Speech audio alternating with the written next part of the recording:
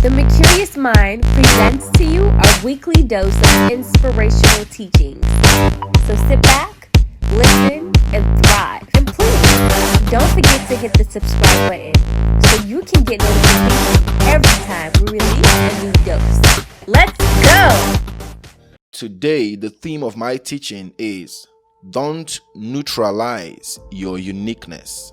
Don't neutralize your uniqueness. Before I begin this teaching, I want you to write something down. Just get your pen and paper because this teaching is going to be something that is going to help you a great deal so that you can put down whatever you feel you want to add to your life or whatever you find helpful. But I want you to write this down because it's very important. Success has its general laws, but what usually births your greatness is your personal discovery of your uniqueness. I will say that again. Success has its general laws, but what usually births your greatness is your personal discovery of your uniqueness. This is a quote by Mercurius. Anyway, now I want you to think about this statement for a minute. There are laid down principles for success that when you properly apply them, you will definitely be successful, no doubt.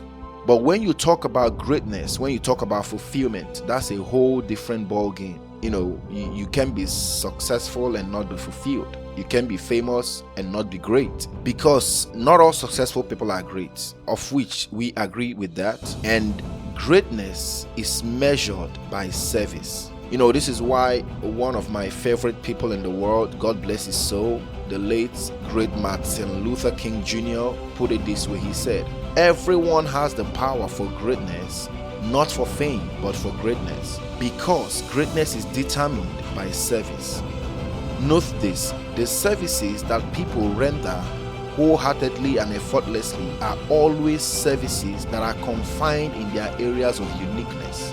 When you see someone delivering a service, effortlessly, those services are always confined in their area of uniqueness, because your area of uniqueness is who you are. I want you to understand this. Your uniqueness is your identity. So it takes little or no effort to be who you are, but it takes great effort to be someone else. Society has defined it in such a way that in our quest for success or fame, we tend to always want to eat the meal already prepared on the table by other people rather than cooking our own meal and bringing it to the table. So what I'm saying in it is this: in order for us to fit in, because we are so eager to fit in, we are so consumed by the trend, by the happenings, that we bury our true selves in ignorance.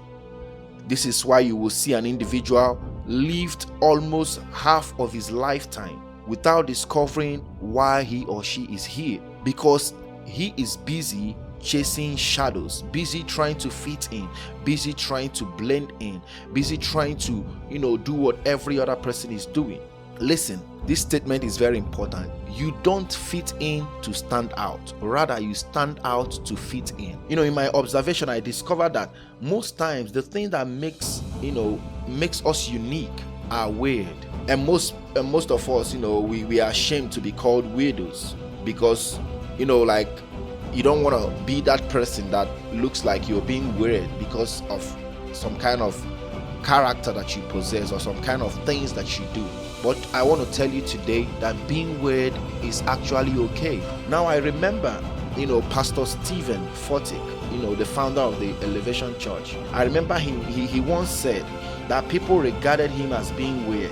The normal thing as a Christian, your spirit is elevated through worship songs. You get emotional through worship songs and stuff like that. But for him, his spirit is elevated through rock songs. When he hears rocks, he feels emotional. He can even cry when he's playing rock songs. And that is weird, by the way. If you look at it from every sense, it is a weird thing to do. It's a weird thing for you to see someone that gets emotional playing rock song. But what is happening today is that he embraced his uniqueness with every bit of himself. He wasn't trying to do what every other person is doing out there. He embraced his uniqueness. He realized that this is who I am. This is my identity. Today, he is one of the best songwriters that I've ever known. His rock songs are sung almost all across the whole churches in the United States and beyond.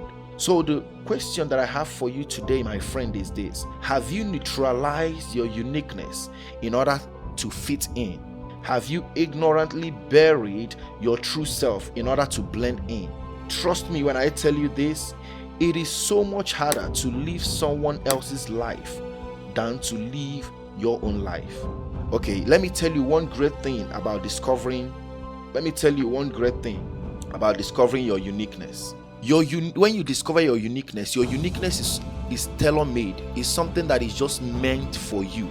It's something that is given to you by God. So the sooner you realize that, even if people regard it as, you're being weird, you don't have to worry about that. Because when you have that, your uniqueness that is tailor-made by God, there is no competition. There is no comparison anywhere. But when you're trying to fit in, when you're trying to blend into the community, to do what every other person is doing, that is where you will encounter competition. That is where you will see a lot of comparison, because you will be so busy trying to know what the next man is doing, and the next man and the next man. You will be so consumed by knowing what is going on, what is trending, what is happening, which community is balling, and every other thing, and you will be in so much competition that you will not be able to recognize your true identity. You will not be able to discover that uniqueness that will make you stand out. You will definitely lack the ability to focus on what makes you unique instead. Pastor Steve later said, when people call him weird, he will say this to himself: I am wonderfully and beautifully weird. So now I ask you now, what are you saying to yourself?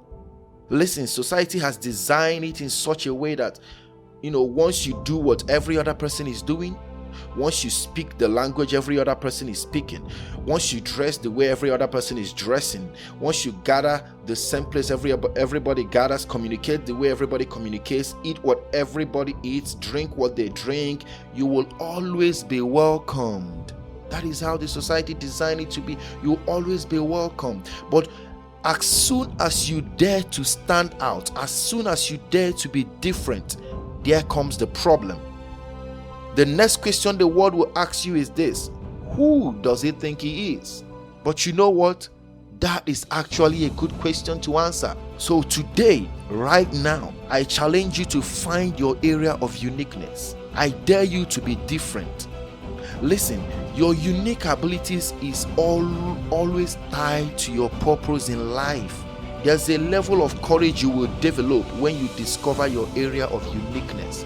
There's a level of confidence that you will build yourself in when you discover your area of uniqueness. When you find your true self, you live with confidence, because you know that this is you. You are not trying so much harder to be somebody else. You're not trying to live somebody else's life. You are living the script that you wrote yourself. I'm telling you this because it happened to me anyways.